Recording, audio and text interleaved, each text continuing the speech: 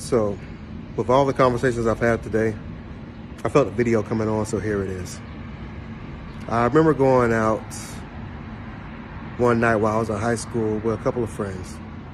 The significance of this conversation is that the events that took place with them, rather so on my way home. As I'm driving home, I was followed by a police car. One police car quickly became three. They followed me all the way home, only to allow me to pull in my driveway, blind me with spotlight, and have various shotguns echoing the distance as they chambered a shell. The explanation given to my mother at the time was that your son and his vehicle fit a description of someone leaving a crime scene. My mother, being a Palm Beach County Sheriff's officer at the time, replied, "Yeah, I'm pretty sure that there's a lot of multicolored vehicles on 24-inch rims with the suspect's name going down the hood, leaving crime scenes." She looked at them, they looked at her, they left my house. This is back in 2016, before I was even 18. And this is one of many situations that I was racial profiled, some more than others. Fast forward to 3 months ago when I was driving across country and I was pulled over in the state of Kansas for a speeding violation. It was around 1 or 2 in the morning. I was speeding. I knew what the violation was. I was ready to accept my ticket and go about my business. That's not what happened. The officer approached my vehicle, complimented the car, called me boy, and proceeded to ask me whose vehicle this was. The escalation of his voice, the shine of his flashlight into my eyes and my service dog's eyes, showed me that the conversation situation was going down an avenue that I was very uncomfortable with and was beginning to become problematic. Now, once while I asked for my license or my registration,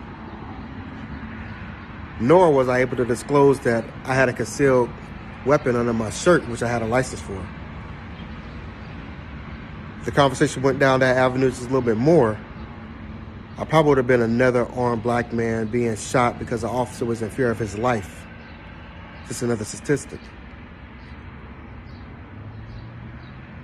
Dominique Clayton was shot in the back of her head in Oxford, Mississippi by a white officer in her sleep. Michael Brown was gunned down in the middle of the street by an officer. Remember, hands up, don't shoot? That was him.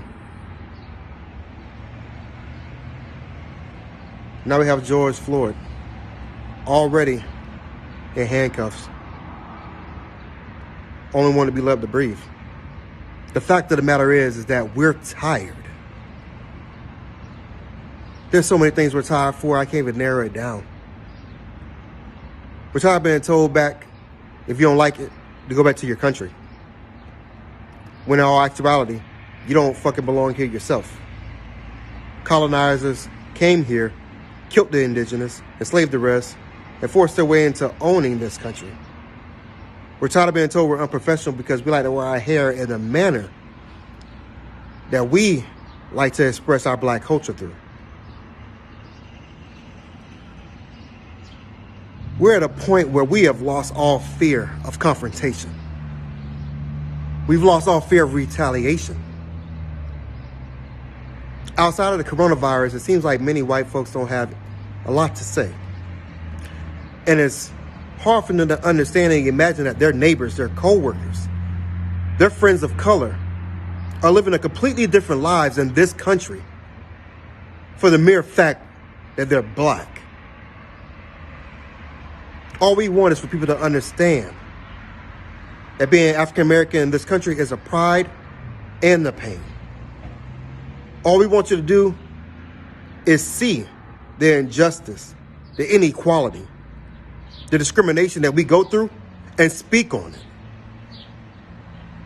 If that's not you, then that's fine. Lock your doors. Close your windows. Turn off all forms of social media and live your life in ignorance.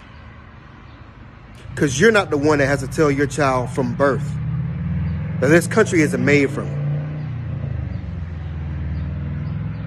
You're not the one that has to explain to your child, do whatever you have to just to survive an encounter with law enforcement. Coming home for black folks now is a privilege. You're not the one that has to walk your child to the bus stop of their school because you think that's the only way that they can make it there safely. You know, Chris Rock, I saw a meme with Chris Rock on it, and it said something about a few bad apples, which makes a good point. I have a lot of friends in law enforcement, and a lot of people like to say, you know, there's just a few bad apples right now that's tarnishing for a lot of good guys, which it is.